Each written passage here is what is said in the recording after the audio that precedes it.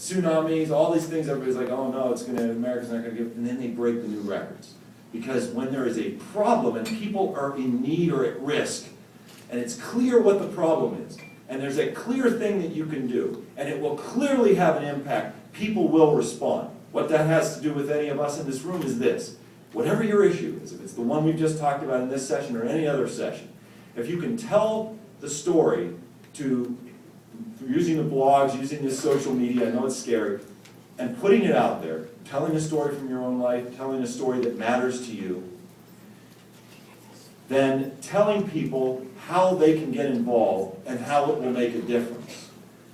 The study I just read about from one of the Harvard publications was the following. It said, the question was, and I'm wrapping this together, the question was, how can we, what is it that makes people join a cause? And they had the largest sample size of any such study ever done. The third most useful thing that would get people riled up to get involved in a cause was good advertising. Okay, so if you have a little money, effective ads, getting people engaged, stories, individual faces, all that kind of stuff. Second most useful attraction to getting people engaged in a cause were celebrities, believe it or not. Yeah. And then finally, in this day and age, it's just the way it is. That doesn't necessarily mean always Angelina. That means who's the local CBS News anchor person, you know, who shows up at one of your events, or the sports guy or whatever, who has maybe a little interest in whatever your issue is. Celebrities can be local, can be national. But the most important, blew all the other ones away. And I was shocked by this.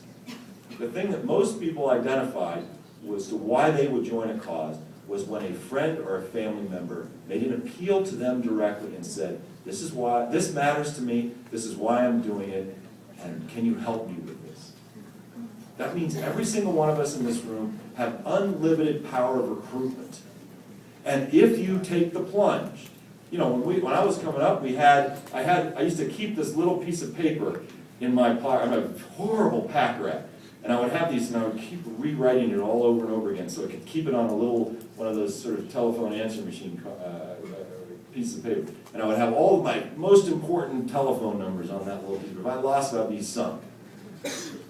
Today, the average 14-year-old has like hundreds and hundreds of people on the iPhone, in the he or she can text. They got all these email networks, then they go onto the Facebook, then they have access to literally thousands of people, or if they even get crazy and go tweet, then they can get even a lot. You know, in other words, the potential for us to take that little lesson from the Harvard study and apply it to our lives is infinite. And if we work together with other people of like-mindedness, and that's the great thing of the internet, is you can find and create coalitions much, much faster than we ever did before.